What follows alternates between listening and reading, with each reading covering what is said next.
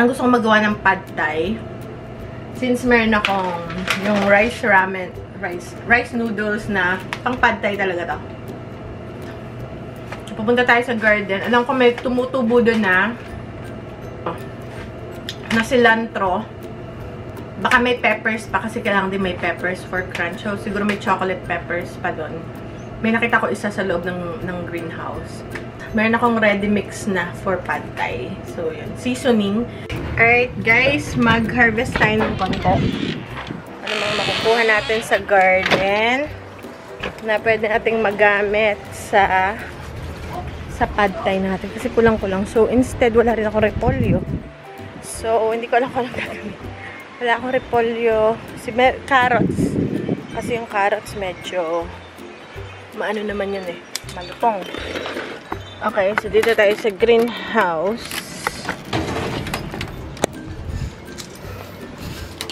Uy, mainit. Sabi nila para daw tumagal ang buhay ng basil, tanggalin daw ang bulaklak. So, tanggalin natin ang bulaklak agad-agad. Kasi nandun na yung seeds eh. Yun ang hinihintay ko yung seeds eh for next year. Okay, so yan. Lagay natin doon sa ilalim. Okay. Tapos ito pa. Okay. Tanggalin daw ang bulaklak. Tingnan natin kung effective ba. So, hopefully tumubo siya next year. Hopefully nandun yung seeds. Ano na. Naka-form na yung seeds niya. Teka, ano ko tong umuuga tong umuuga yung pinpart. So, may nakita ko dito na chocolate peppers kasi parang may tama. Ba't ganon? So, yan. Chocolate pepper.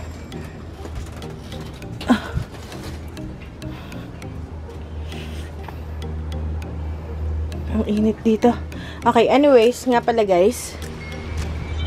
Ito guys, may nagsasabi hindi yan saluyot, hindi ganyan saluyot. Saluyot yan guys dahil nung ako ay nagtanggal ng buto ng saluyot pads, papakita ko sa inyo yung pads, andito pa. Kasi tinapon ko yung pads, eh syempre yung pads may mga tirang buto yun. Ayan oh. Ayan. Nandiyan pa yung pads. Dahil itong pads na to, ayan oh, meron pa mga buto. Tinulungan ako ni Mikel, so hindi niya natanggal lahat ng buto. So yan. Tapos tinapon ko lang dito, wala lang, parang sabi ko parang mag-turn into soil yung pads. And tumubo siya, so yan ay 100% ako saluyot yan. Kasi nandyan yung, ayan pa oh, yung pads. Ayan. So saluyot yan. Matatag siya sa lamig pag baby pa, so parang microgreen siya.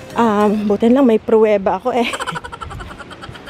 Tapos, so, baba ako muna to.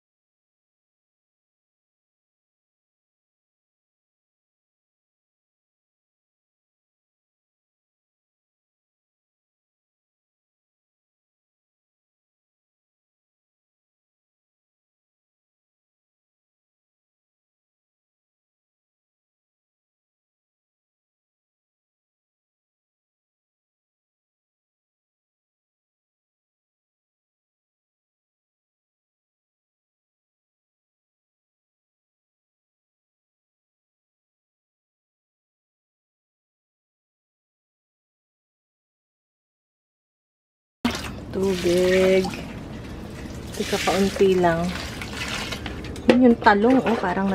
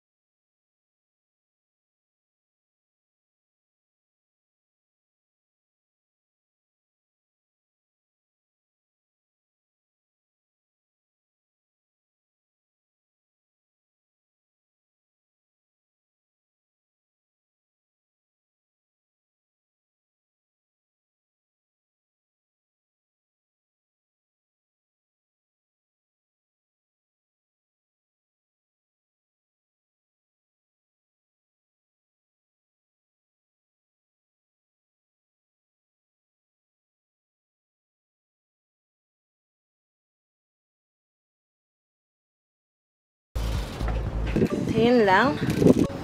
Alright, so ngayon naman, kuha tayo ng cilantro. Alam niyo guys, tong cilantro, ano ang tawag dito? Cumin ata. Atong cilantro ay mahirap siyang patubuin sa summer para sa akin. Tumutubo siya pag malamig. So gusto niya yung gantong weather. So ngayon, kunin na natin to. Pero pag sumobrang lamig, pag nag-snow na, mamamatay na rin yan. So, kunin na rin natin. Paborito ko to guys. Isa to sa paborito ko na herb. Sabi nila, it's either you hate it or you like it. Kasi yung iba sabi nila lasang sabon. Pero for me, ang sarap niya.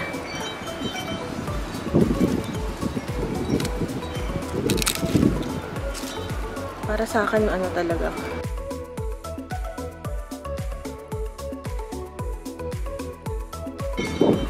Nalilipad ang ating cilantro. So, tingnan ko kung tutubo pa siya pag pinungos ko ng sagad. Alright.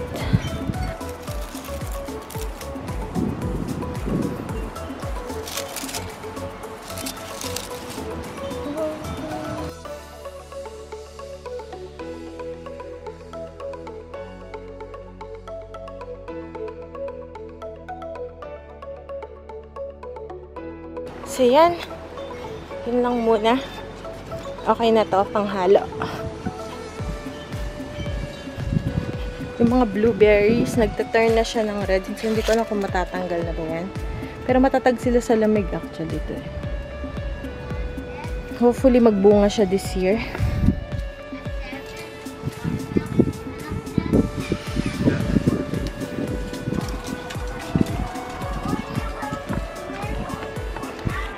Okay, so mag-umpisa na tayo magluto. So, yun yung harvest natin na cilantro, tsaka yung mga purple peppers.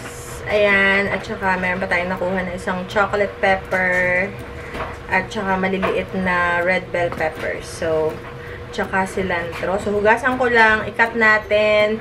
Talagyan ko rin siya ng, kasi wala akong repolyo, wala akong ano yun, yung sprouts, bean sprouts, wala din ako nun. So, ito na lang, carrots, pangpak sa crunch. At saka yung ating bell peppers. And, ito, lemon. Siyempre, kailangan ng lemon. And, lalagyan ko rin siya ng tamarind paste. Kasi, I think, parang akong tamarind paste dun sa fridge. Tapos, meron din itong radishes. Yep. So, yan. So, pa yung natira sa relief goods natin. So, sama ko rin to kasi masarap to kasi crunchy, tapos may konting anghang. So, ganyan. Yan. So, gasan ko lang siyang sabay-sabay.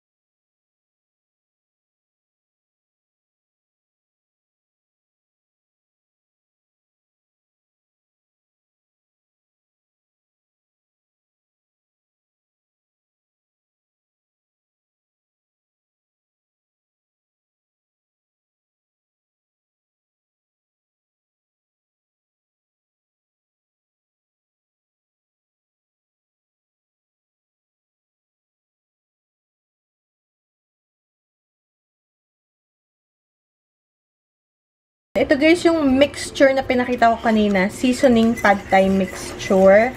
So, yan yung ating, lagyan ko siya ng, sabi dun sa instruction, sa direction pala, is lagyan siya ng soy sauce. So, nilagyan ko siya nitong gluten-free soy sauce. Tapos yun yung carrots na chinap natin, yung chicken na igigisa natin, orange and purple peppers, tapos ito yung radishes, cilantro, tapos yung red peppers, onion, and garlic. Tapos ito yung may buto, ihiwalay ko. Tapos unahin ko muna yung skin, pang toppings, kung kaya pa.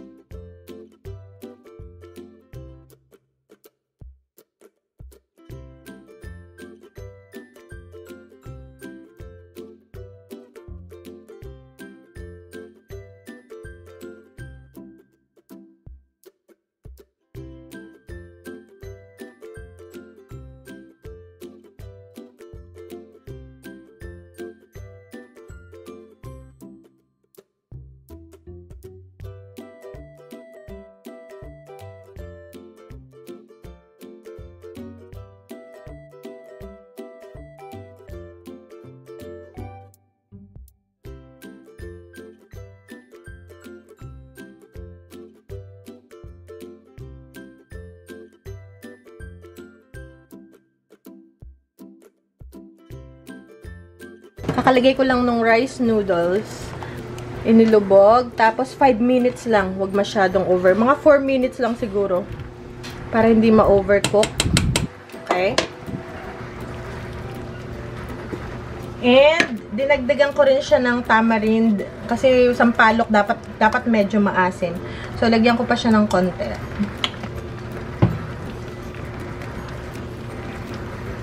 Kasi maganda yung may konting tamis din. Wow!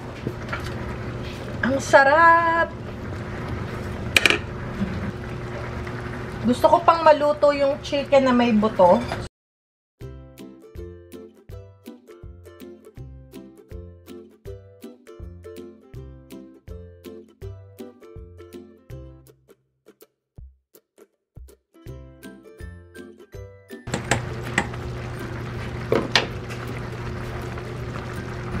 Medyo makapal yung sauce. So, medyo lagyan natin ng konting tubig. Yan.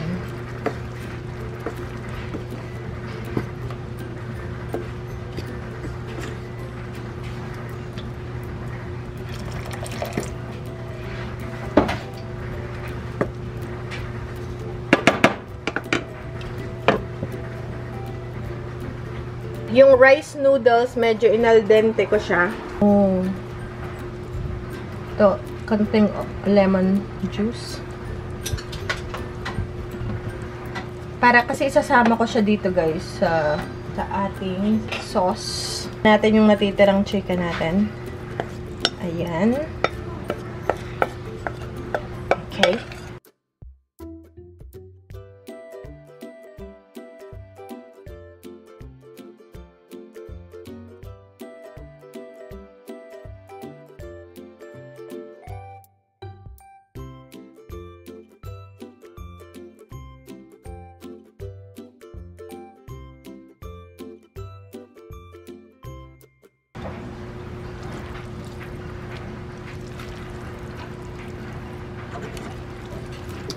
Wow!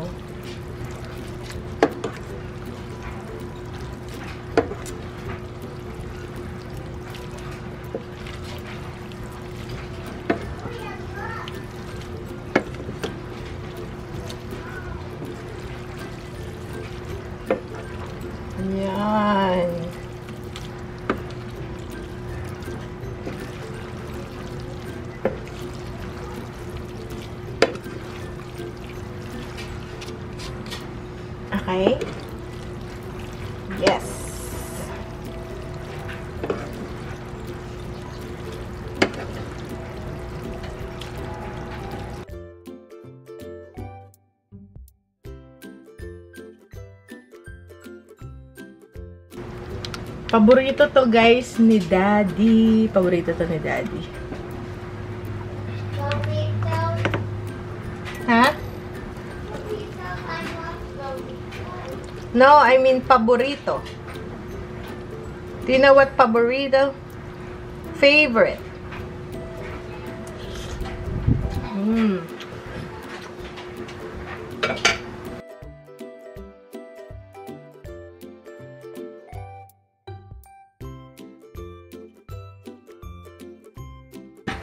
Ayan, natapos yung grabe guys. Ito yung every time na gagawa ko nito, ito yung pinakamatagal lutuin sa lahat kasi ang daming chop-chopin na gulay, ang daming, yung preparasyon.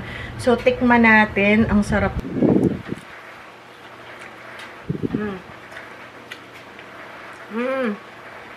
Lalagyan ko pa siya ng topping sa ibabaw, yung cilantro, tsaka yung mga fresh vegetables, lalagay pa natin. Tapos yung itlog pa, ihahalo ko pa. Pang topping. Tsaka yung ginawa natin na chicharon sa ibabaw. Ito pa yung mga pan-toppings natin. Kung ano din yung hinahalo ko dun. So, tatawagin ko na si Daddy dahil may ginagawa siya dun sa, sa garage. Hindi ko alam kung sasakyan yung kanyang finifix. Ano mga sasakyan natin. Uy, ang sarap. Yung mga sasakyan natin minsan, pasira-sira. Hindi ko lang kung magsasabay-sabay kaming kumain kasi yung mga bata nag-snack na and so hindi ko alam. So baka ako na lang or kanya-kanya na lang kaming kain today. Pero ang sarap niya guys. Sobra. Okay, tawagin ko muna si Daddy. Tanungin ko siya kung kakain na siya. Dahil yung pag meron siyang tinatrabaho, gusto niya yung tinatapos niya muna. Yung ganun. So, okay guys. See you later. So, yan na. Ready na si Daddy. Lagyan natin ng, kasi ready na si Daddy, pumasok na.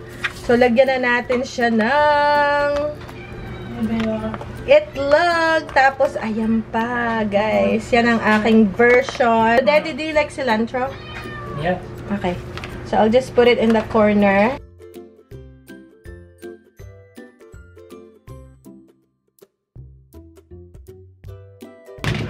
Tapos, meron din tayo nitong radishes. Konting carrot. Ayan. Beautiful. Tapos, lagyan nyo ng lemon juice, ganyan. So, patry na natin kay Daddy.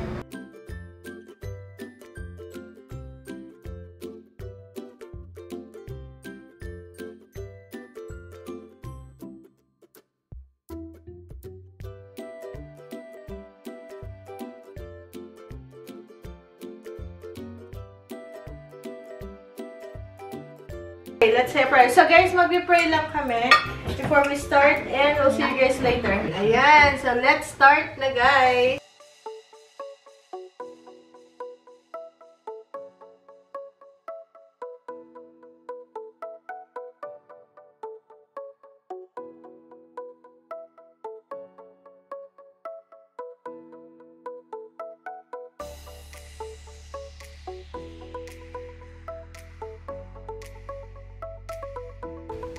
Ang sarap, guys. Oh my goodness. Sarap, Daddy. Mama, what sweet do you know?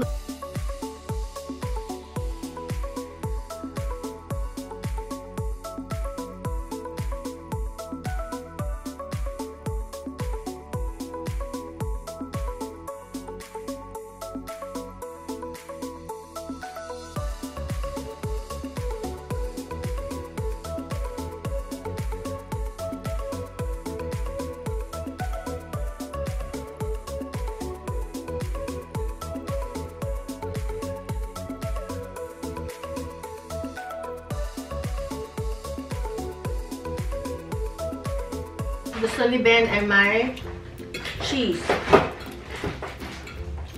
At saka si Kuya. I want on it. What's it?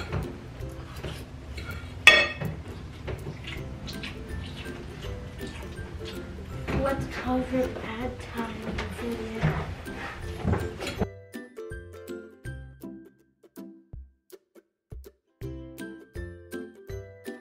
Oh yeah, this cilantro makes it. Yeah. That's what it's missing. That gives it a lemony flavor. It's from the garden. Wow. Yeah.